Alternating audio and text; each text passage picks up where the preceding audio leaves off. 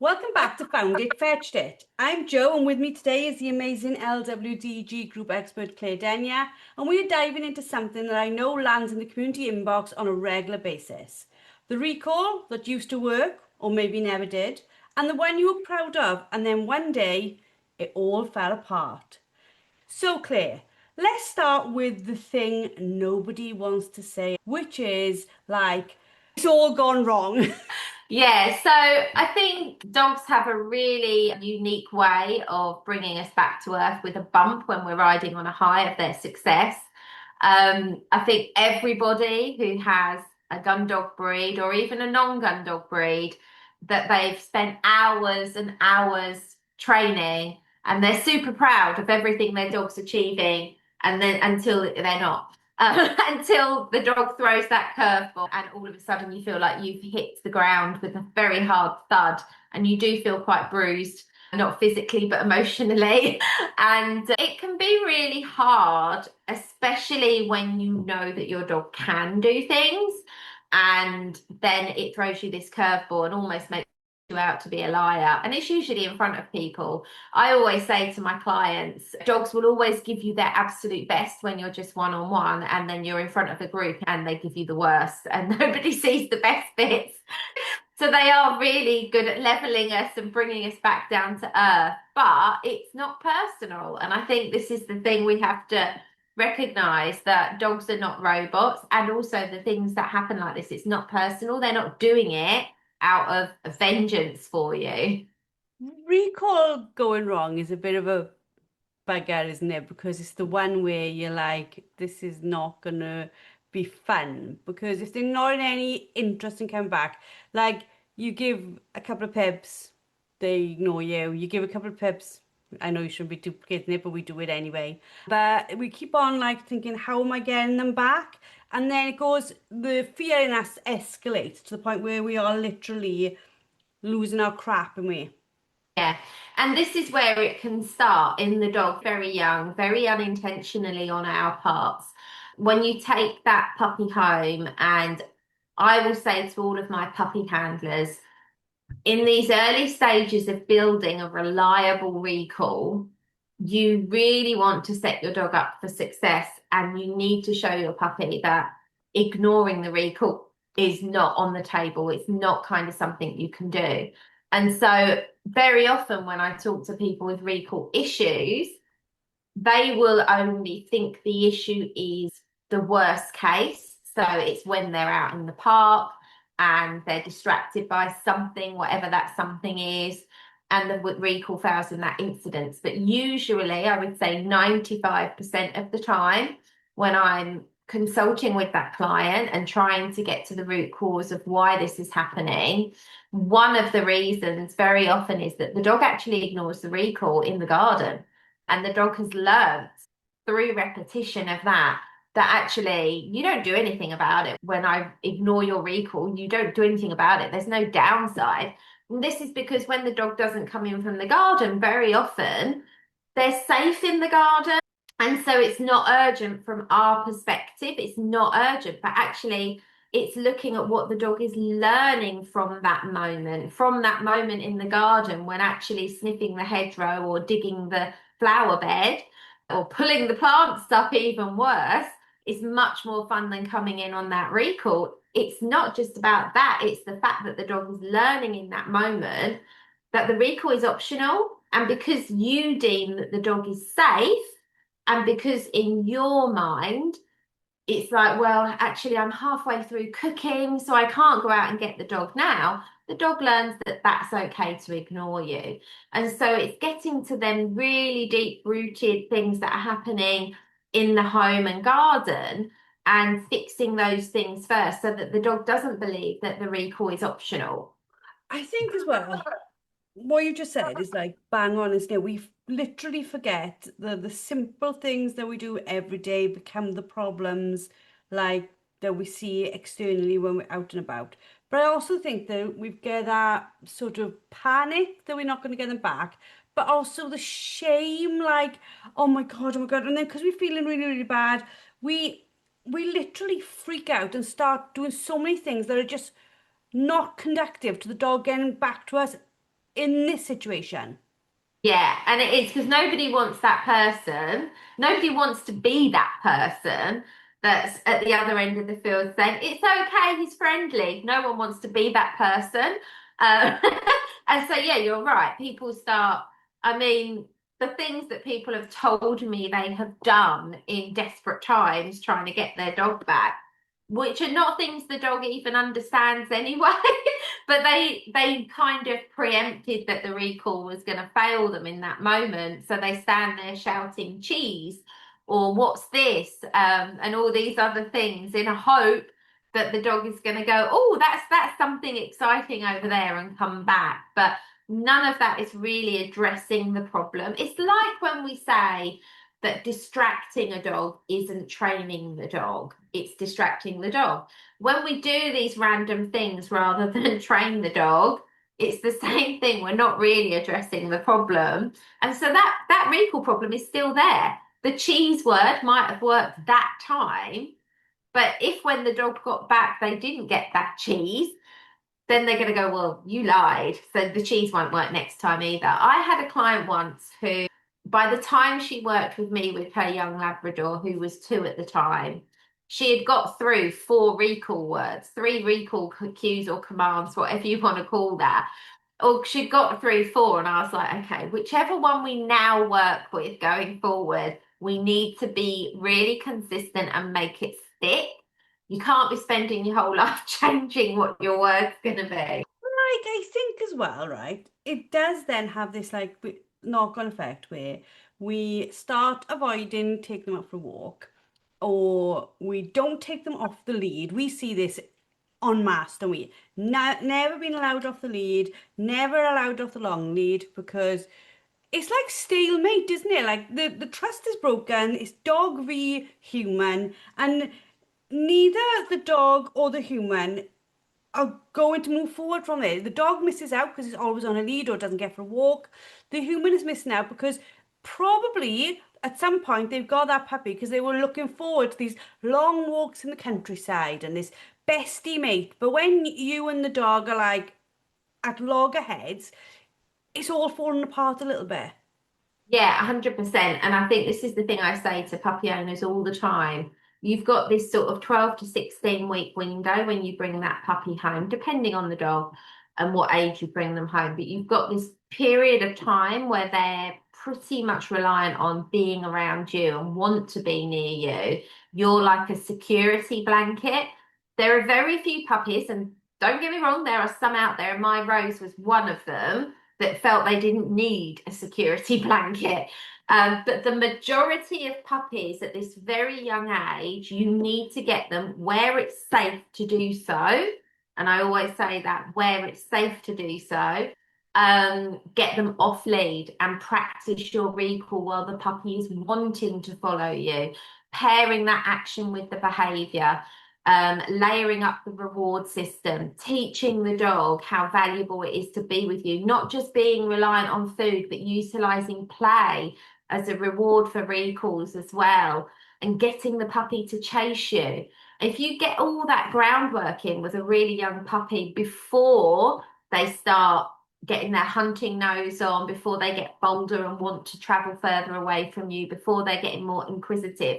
And I usually say for most puppies around the age they hit adolescence, and that's when the hormones are kicking in. That's when they start becoming more interested in other dogs, other people.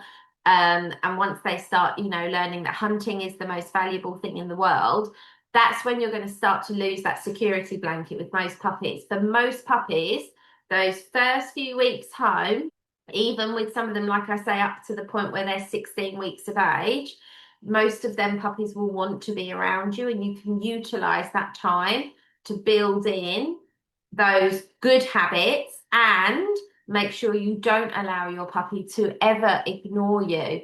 And I have to say, like, Rose was not that puppy. Rose, from the first time I put her down at 12 weeks of age in my training field, she shot to the other end of the field, like, didn't care. She's like, I just want to see everything. But I picked a really bold puppy because that's what I wanted her to be, was bold. I knew that was going to be the case, so I had to be on my A game. Okay. the first time it happened, I was quite shocked. I thought, wow, I thought I'd at least get a week where you'd want to be near me. Maybe not. Um, but it just made me work harder. And she's had an incredibly good recall.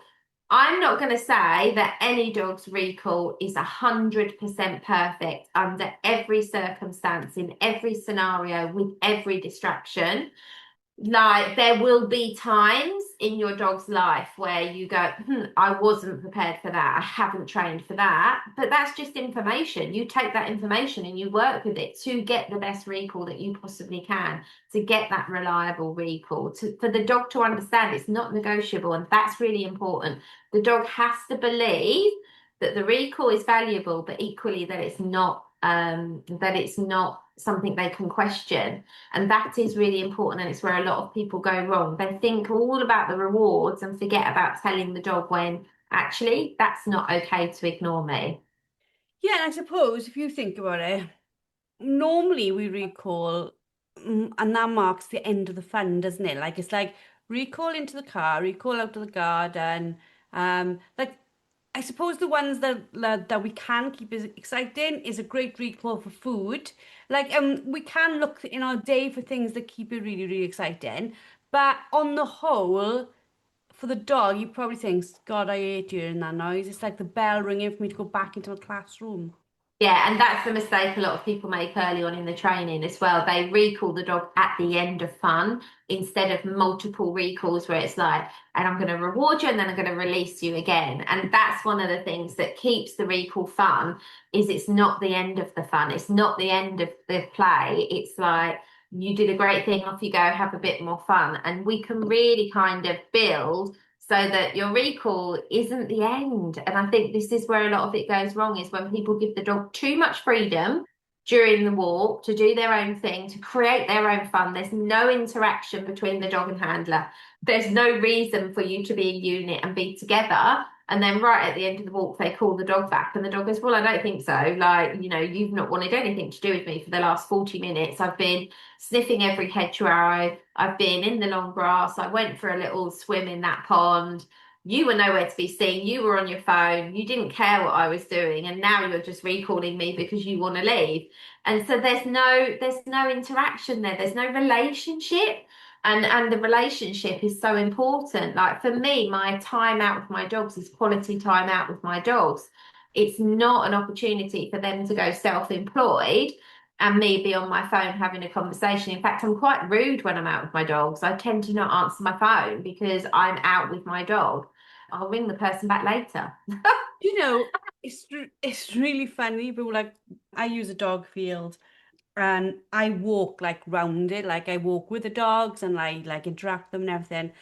And when you go through the gate, there's this shed with two deck chairs. And it took me a second when I first used it. I was like, what the fuck? Like, why would you stand in a shed? And I thought, oh my God, people must book this, stand or sit in the shed and just let the dogs go everywhere. And I was like, that's just not ever, ever a good plan.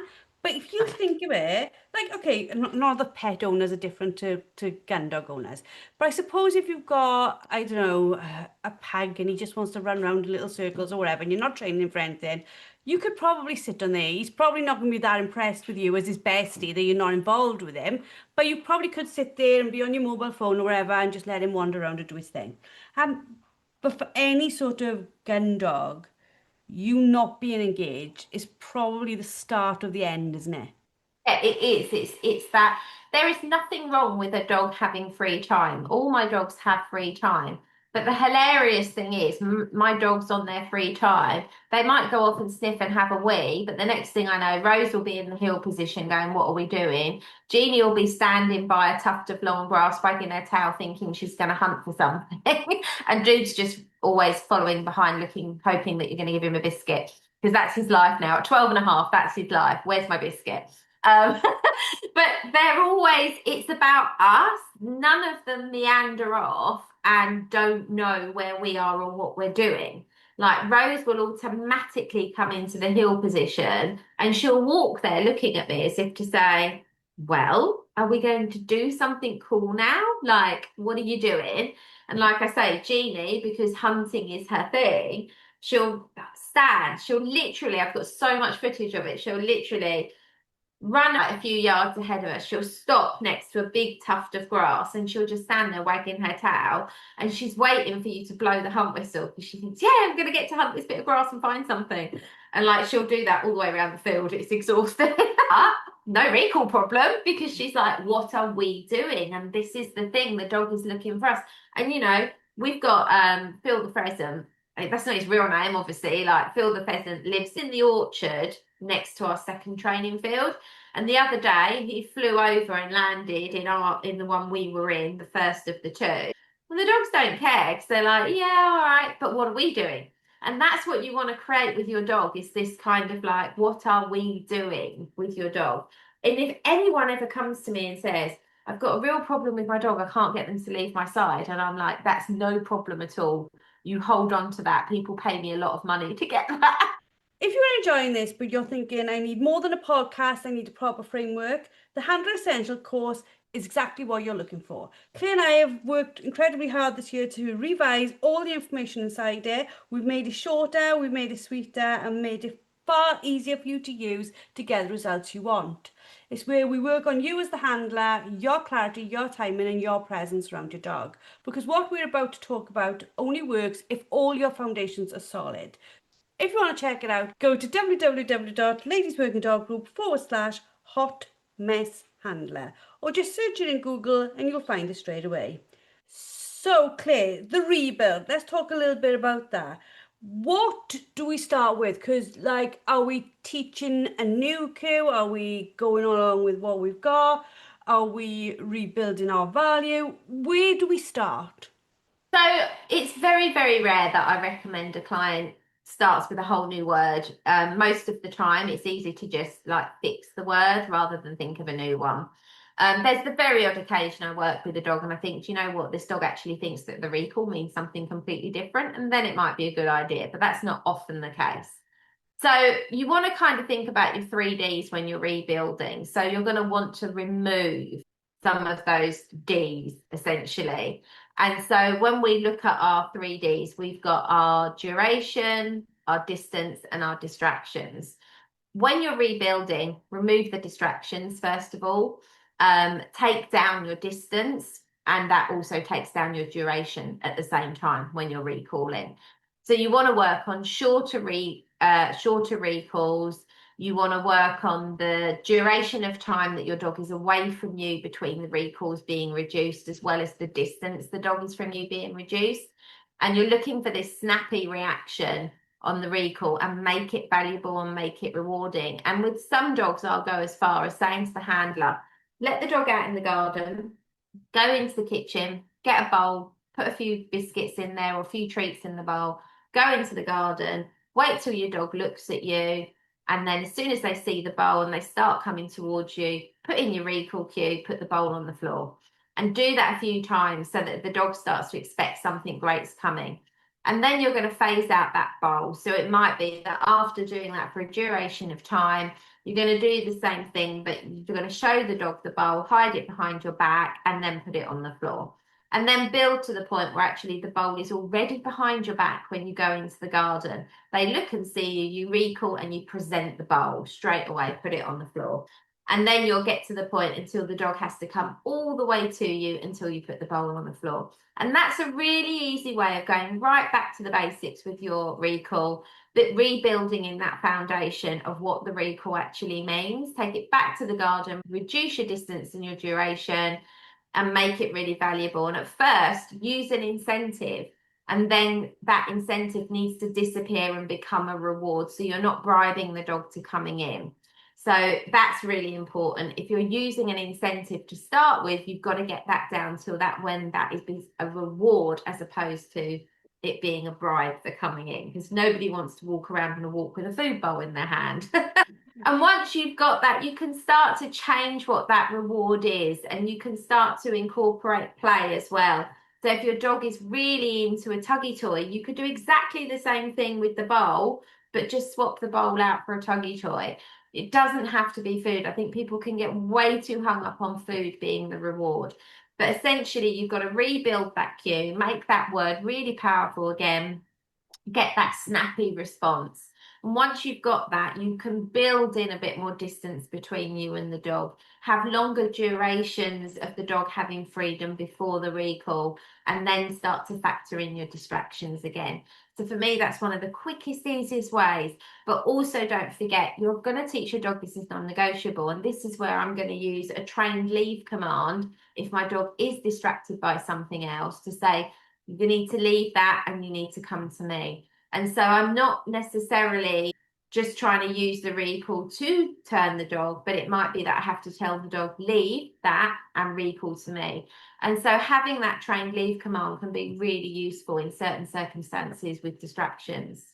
It's about like just bringing the enjoyment back into it, isn't it? Like we were just saying then, the toys, the food. Remember that lady many years ago who was carrying a full roast chicken on a walk? I don't know if you can remember that. As you said, you were carrying the food. That's all I could remember was that lady. We're not suggesting that for 1 second. Like Claire said, it's just different things just to make your dog want to come back. Claire, Yeah. do you think that when we start in, if they are the type of dog that the minute the lead is off, they are not coming back, would we do this on a long line? Where would we set safety, I suppose? Yeah, I mean, especially if you're working in a non-secure area and you're concerned about your dog disappearing, then yes, having a long line on the dog, but just don't use the long line as a long lead. It should be dragging on the floor so that you've got the ability to either put your foot on it or pick it up should you require it. And I say to my clients all the time, think about your long line instead of it being a lead, think about it being a means to communicate with your dog at distance.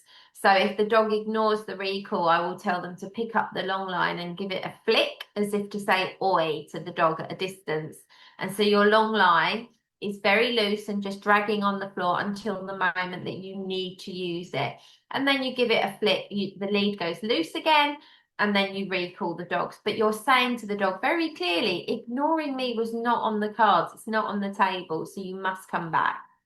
It's mad how many people join us, isn't it, where they didn't know how to use the long line properly. Yeah, a lot of people use the long line like a long lead. And I think that's where it goes wrong is people have their dog on the end of it. There's always tension on it. The dog isn't learning to be free. The dog is just learning that I run until the point that I can't run any further physically because I'm restrained. And that is never going to fix a recall. If that's how the long line is being used, you are not going to fix that dog's recall. The long line needs to be loose and only used as a form of communication, not as a form of restraint. Where do you see handlers going wrong when they are rebuilding their recall? Rushing too quickly, or allowing the dog to ignore them. And this is really important. So this is where, if you do need to have a long line on the dog to get that communication across, that's really important. But then they'll let the dog out in the garden and they won't be prepared for that.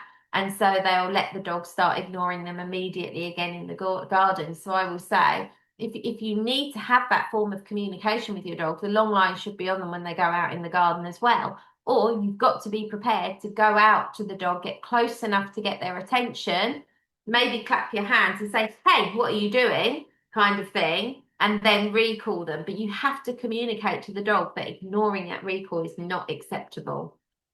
Absolutely fabulous as always, Claire. Thank you very much. If you take one thing from today, your dog hasn't rejected you. They made a choice based on the information available to them. Your job and ours is to change what information they are working with. They need to build their relationship with you, and if you follow Claire's fabulous tips, I'm sure you will get there. Thank you, Claire, for being here. Thank you to all our listeners. Please subscribe. Please review because your reviews help us to be seen by other people who may be struggling with their pet gun dog. And we hope to see you all in a fortnight's time for another episode of Found It, Fetched It.